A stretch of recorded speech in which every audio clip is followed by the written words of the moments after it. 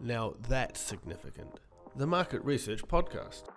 Today, our topic is bridging the gap to explore the pressing issues facing older adults today and how we can work together to create solutions.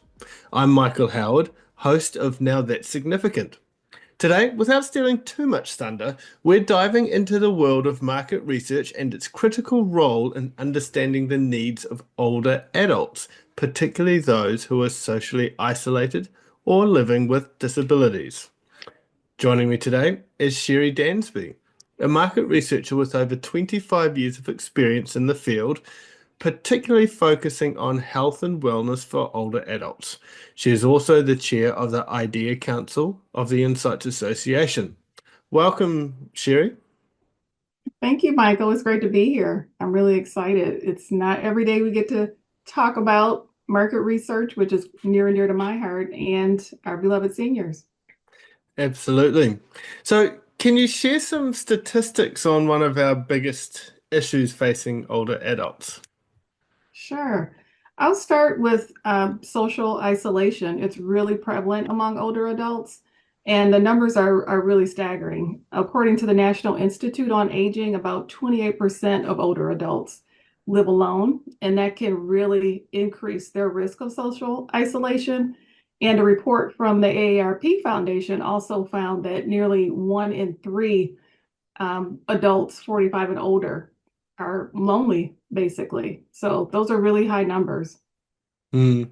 I mean, I guess those of us that are still working, we obviously can go out for the day, mix with our colleagues, and then come back. But a lot of elderly, they don't have that job, do they? So Exactly. their world is smaller.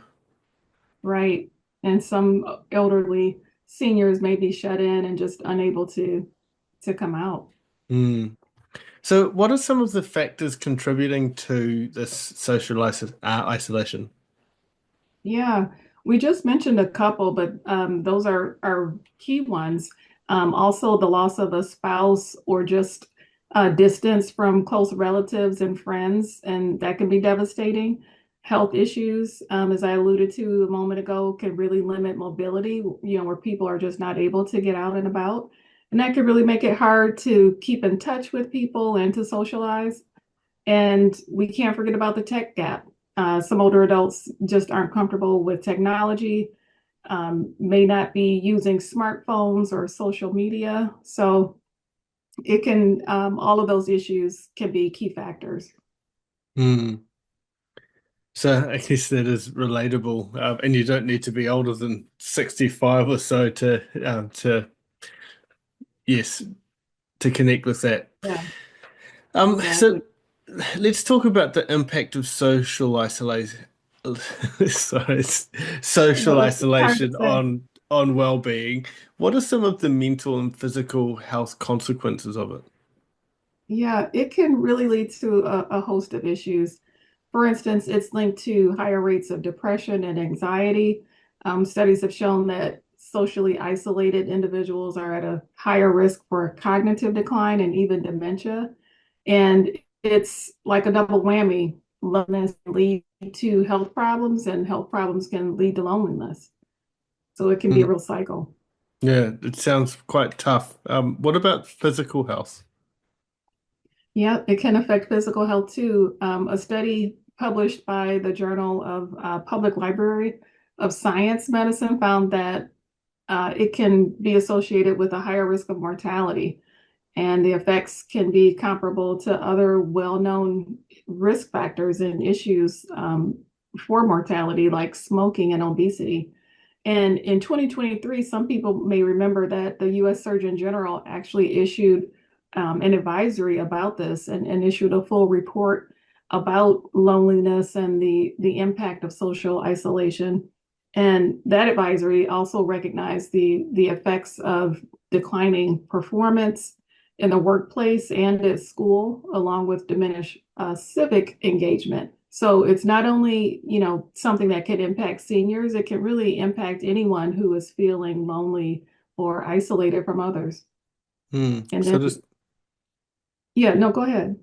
well, it is a serious issue, isn't it? Something that we Yeah, need to address. absolutely. Uh, I was also going to mention, sorry, no, but no, I go was go for it. Yep. mentioning yeah, that there are some chronic health conditions associated, which I think I alluded to earlier, but it can mean that people suffer from heart disease, high blood pressure, and obesity, as I mentioned, and even dementia. So the stress associated with loneliness can really lead to psychological changes that negatively impact our health. Hmm.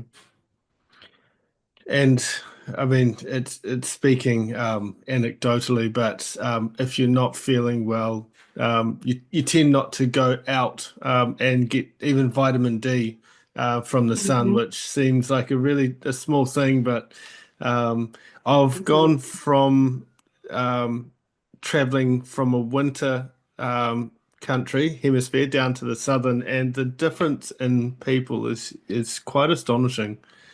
So. Yeah, absolutely. I can relate to that. I am in a state that is cold and snowy for many months.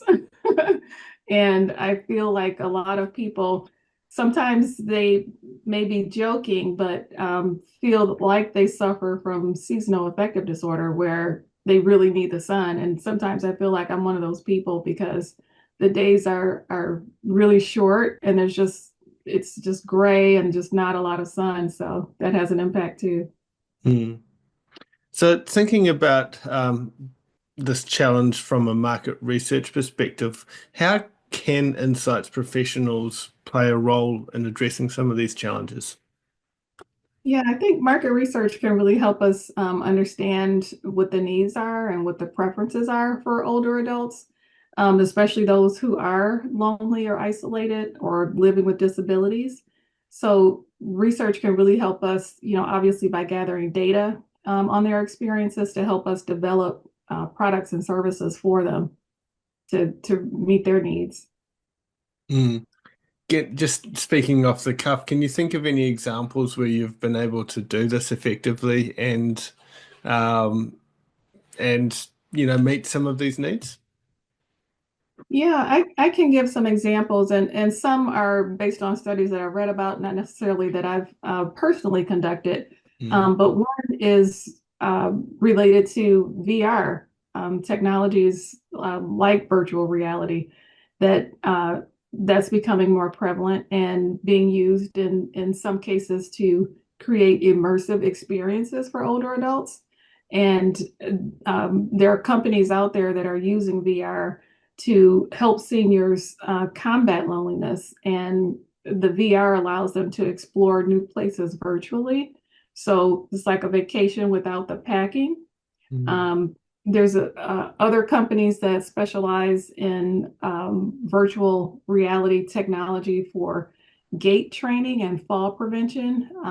Falling is a huge risk for older adults who have issues with balance and other things. So um, helping with gait is really important, and VR is being used to help with sensor, or it includes sensor technology, and it's designed to facilitate high intensity movement, rehabilitation, and remote patient monitoring. So those are a couple of examples of how technology is being used in uh, to help seniors in that area. Mm. Sounds really interesting. And VR's come a long way as well since those earlier days as well, from Mhm. an experiential perspective, and also yeah, the physiological side of things as well. Yeah, absolutely. Mm. So, how about wearables then? How are these contributing to market research in this space? Yeah, I'm sure everyone is aware of smartwatches and fitness trackers. Those have been, really prevalent over the last several years. Most people are wearing them, but they can provide a vast amount of information, including real-time health data that can be used by researchers to understand health trends among older adults and others. And the data from the wearables can lead to the development of targeted health and wellness products. So it's like having a personal health assistant right on your wrist if you're wearing a smartwatch. And we all know that the pandemic also made the use of these and other remote monitoring tools much more prevalent. So I think that's another great example of how technology can help our seniors. Yes, they can act as a fitness coach as well. Like, come on, you haven't done enough steps. You haven't moved around for a while. Yeah, Get up. exactly. Are there any other tech tools that come to mind that can fit into this picture as well? Yeah, I think, of course, we have to mention AI. Everybody's talking about AI and some good things, some bad things, but there are companies out there that have AI-driven wearable technology as well to monitor and track daily activities. And that can be used for older adults to detect health changes. And in market research, those insights can really be invaluable for companies who are developing products and services for the aging population. And they can use that data to tailor their products and services based on the specific needs and behaviors of older adults, just using that data. So if this helps them improve the wearable products, then the products can be even more powerful and potentially improve health outcomes for seniors. The important thing is that if healthcare providers have this data and they can trust the data, trust that it's accurate, then they can really take action to help their patients. Mm. What are some of the ways that you've seen um, companies, or in your experience, try to improve the trust, increase the trust in that AI based data? So I think a lot of companies are using or starting to use AI more, and I think the trust is increasing and will probably continue to increase over time.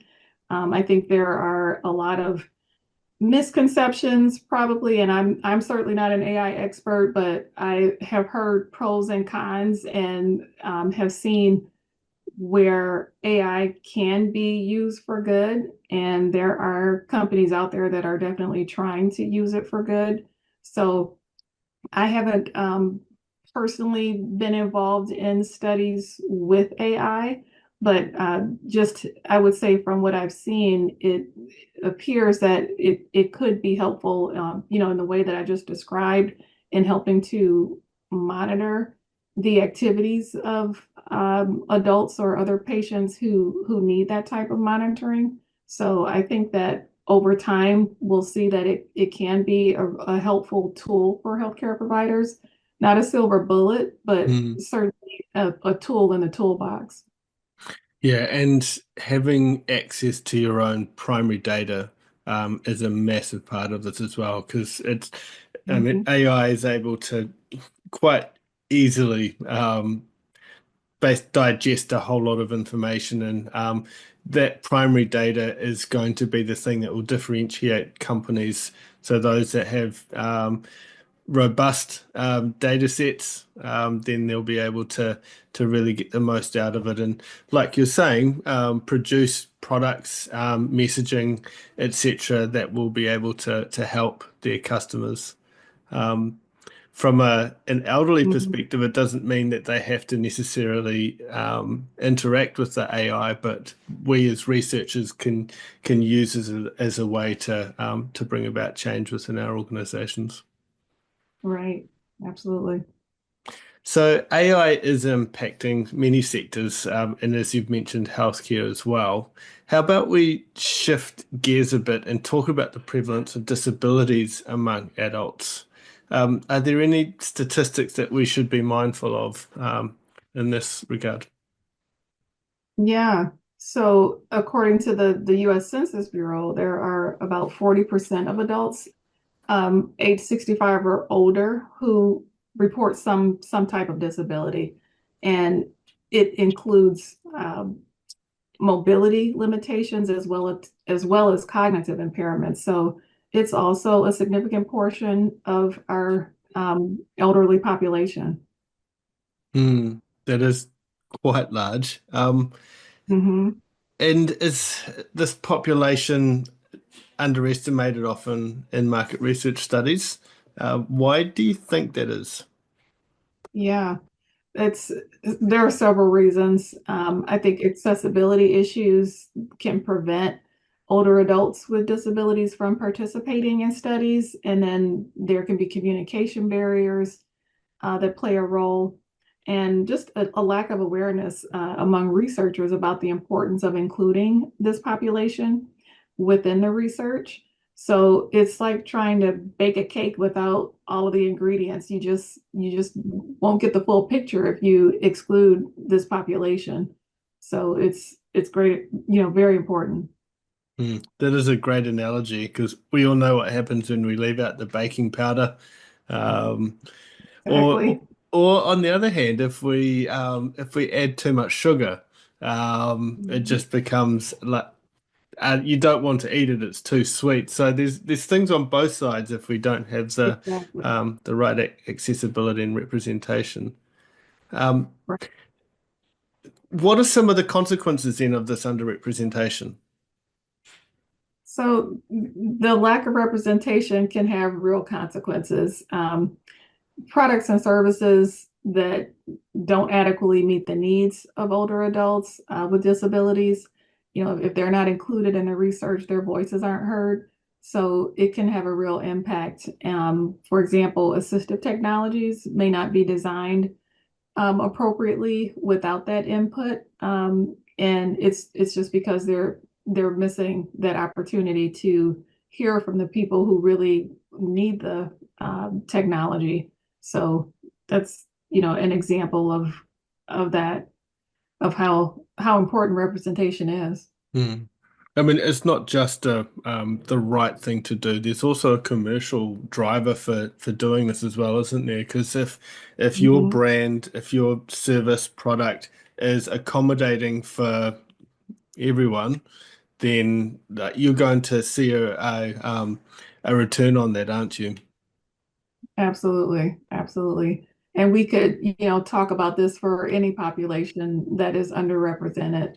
You talked about too much sugar with the cake analogy, but yeah, sometimes we look at the data behind a research study and it includes too many of any one population to the exclusion of other populations, then your data is going to be potentially, biased or just definitely not representative of the full population.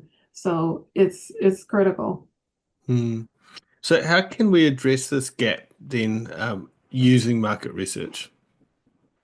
Yeah, I think we really need to adopt inclusive research practices to actively engage with this population, older adults with disabilities, and it includes using accessible research methods and collaborating with advocacy groups. It's important to make sure that we hear from everyone, as I said earlier, and if they're excluded, again, it leads to a gap in understanding their unique challenges. So I really think it comes down to adopting some best practices and being intentional about your sampling process, for example, and recognizing that you, as a researcher, need to ensure that you have a representative sample. And, obviously, if you're creating a product or service that could benefit certain populations, older adults in particular, think about the high prevalence of older adults who have some type of disability. And, keeping that in mind will drive you to want to include those individuals in the research. Mm. So, I mean, thinking about that, then, if people are lonely, if people have been historically excluded from sample, how, like, what ways have you seen to sort of reach those people and ensure that they are included? Yeah, I think, as I mentioned with advocacy groups, for example, making sure that as a researcher, you're connecting with groups that have relationships with those individuals already because they can help with recruiting, for example. If people already have a relationship with an organization, they will, most likely trust that organization. If they are reaching out on behalf of a recruiter to request participation in a study. So I think that can be one way. And also looking for online sites that cater to populations based on, certain types of disabilities, for example, or other organizations that, basically, again, have a relationship with the populations that you're looking to include in your research, and using them to help with recruiting. And just, I would say, doing your preliminary research to understand where you may find these populations. Hmm. So we've talked today about the elderly, the social isolation, living with disabilities.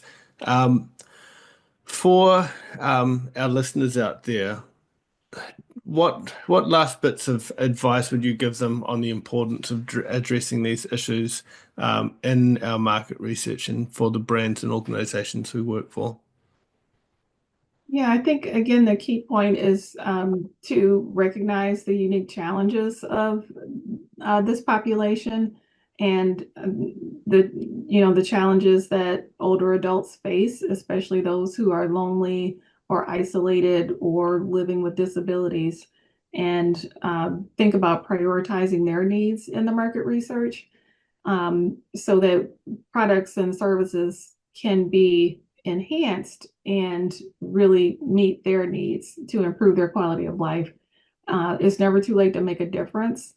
And I'll speak from personal experience. I was a caregiver for my mom for many years, and she was in a nursing home for many of those years. And I would always see other residents of the nursing home who never seemed to have, visitors, and they would be happy to, to talk to me or to other people who were maybe, visiting with other residents. But it was, always striking to see and recognize that some people, for whatever reason, as I mentioned earlier, maybe they're just far from other family or friends, or just don't have a close family around to visit and talk to them.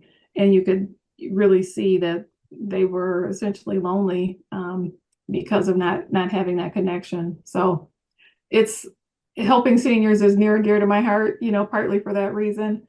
But I also wanted to share that we, you mentioned earlier that I'm the chairperson for the Idea Council of the Insights Association, and that is an acronym for your listeners who may not be aware.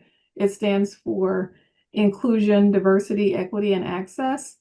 And our goal is really to raise awareness about representation of historically underrepresented individuals and populations within the market research industry. And that really is for insights professionals as well as regarding the research that we conduct.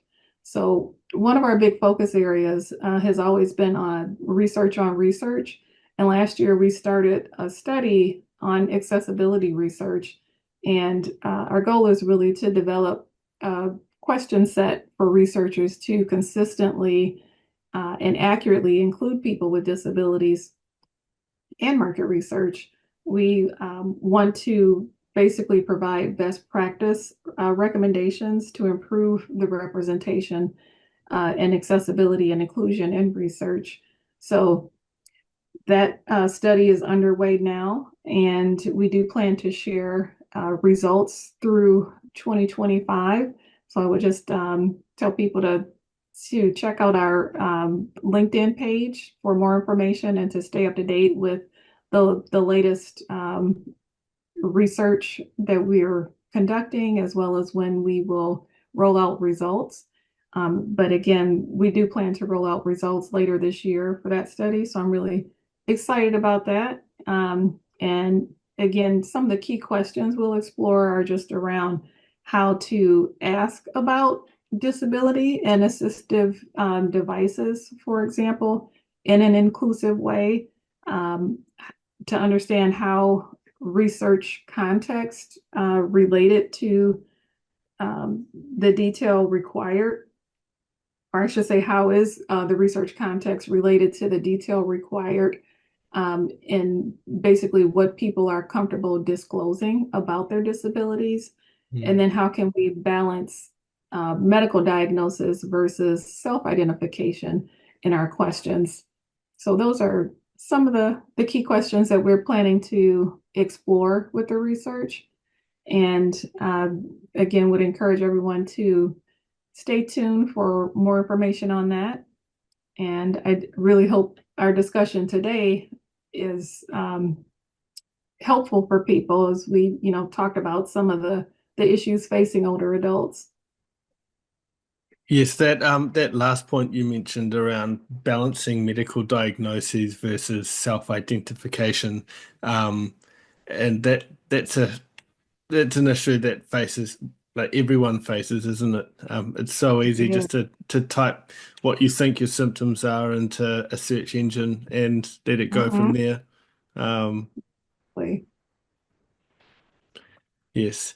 So, Sherri, thank you so much for sharing all of your insights today. It's been really interesting to hear some of the reasons why we need to consider the adults or seniors, and also those with disabilities as well. As an industry, we know we need better representation, not just from a market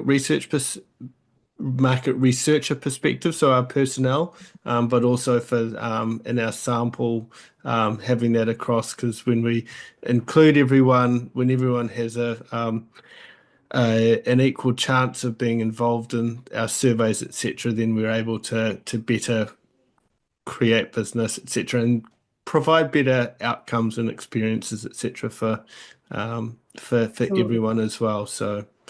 It has been a pleasure, and I hope this has been helpful to others that are listening in too. I hope so as well. It's been great to speak with you, and I do hope that the listeners found something inspirational in our talk. And again, we'll share links for more information. Yes, and that's including the Idea Council and some of the that research as well that you mentioned too. So. Yeah, absolutely. To our listeners out there, thank you so much for tuning in today. If you have enjoyed today's episode, please feel free to subscribe and share it with your friends.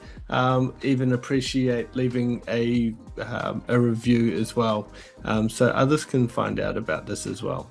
Until next time, take care, and thank you for listening to Now That's Significant.